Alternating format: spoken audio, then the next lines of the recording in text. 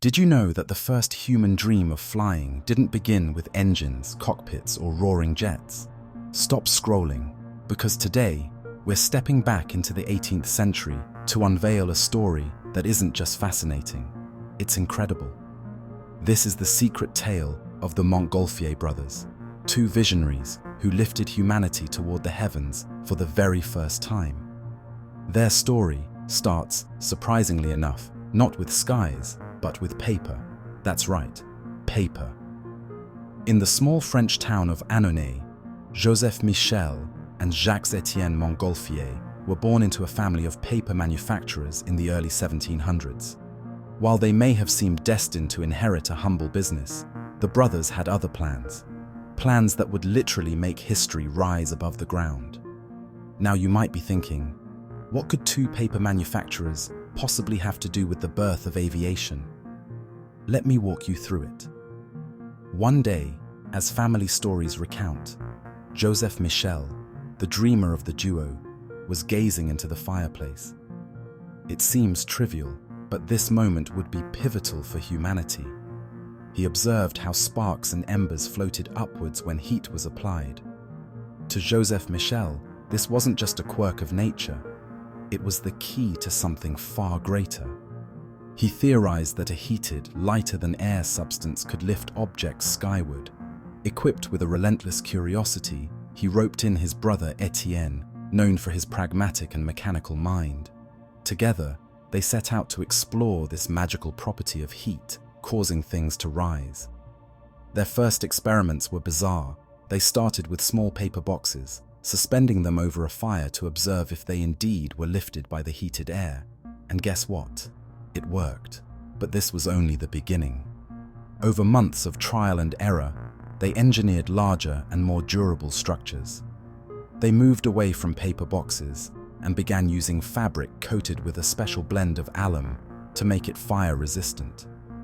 This wasn't just experimentation, this was determination and ingenuity. Bear in mind, this was a time when science wasn't commonly accessible. Concepts like aerodynamics and thermodynamics weren't consolidated, and there were no guidebooks or instructions for building a hot air balloon. This was pure, untamed innovation. Now, by 1782, the brothers were confident that they had a workable prototype of what we now recognize as a hot air balloon. But there was a catch.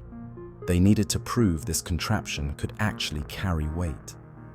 On a summer day in June 1783, the Montgolfiers tested their first full-scale balloon in front of a crowd in Annonay. This wasn't a small or secretive experiment, it was a grand demonstration. The balloon soared high, its fabric dome illuminated by the sunlight as the spectators cheered. It's fascinating to think that in this moment, before the Wright brothers or NASA, mankind had, literally, risen above its earthly bounds. But the Montgolfiers weren't satisfied with lifting just hot air. They wanted to lift living beings. And here's where the story gets really interesting. In September of the same year, they presented their invention to King Louis XVI at the Palace of Versailles.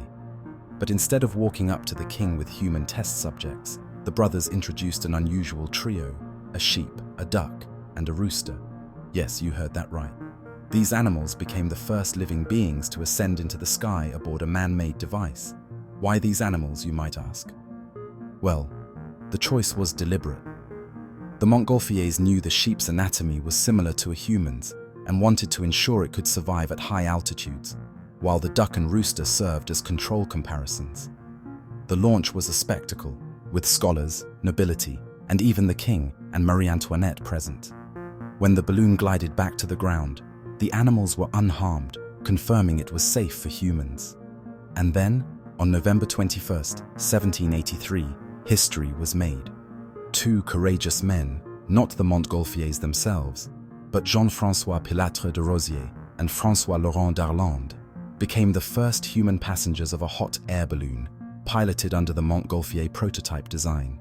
They soared above Paris for about 25 minutes, traveling approximately 9 kilometers. It was an exhilarating moment that changed the world forever. Suddenly, the sky wasn't the limit. It was a new frontier.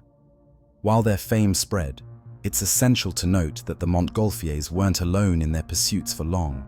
Their achievements inspired scientists and hobbyists across Europe to experiment with ballooning. It wasn't long before hot air balloons became a central symbol of innovation and even military utility. But their family business, surprisingly, it thrived from this advancement. The Montgolfier technique indirectly elevated the reputation of their paper manufacturing, and their company became a supplier to the subsequent industries stemming out from aviation-related materials. Let's circle back to the brothers themselves. History remembers Joseph for his imaginative mind, and Etienne for providing the technical finesse that made these dreams a reality. However, they weren't without challenges. Critics mocked them, rivals appeared, and skeptics debated the utility of their work. But the Montgolfiers demonstrated a rare blend of scientific curiosity and entrepreneurial grit. Their venture is not just one of flight, it's a tale of persistence, collaboration, and daring to dream beyond the imaginable. In this forgotten chapter of history, we see the importance of moments sparked by curiosity. All it took was a glance into a fireplace for Joseph Michel Montgolfier to set humanity's sights upward. And that, my friends, is why their story deserves to be remembered. Every time you look up at the sky and see planes cutting through the clouds, or astronauts aboard rockets bound for space, think of two brothers in a small French town. They dreamed of touching the heavens and gave humanity the wings to try. So, what dreams are you lifting today?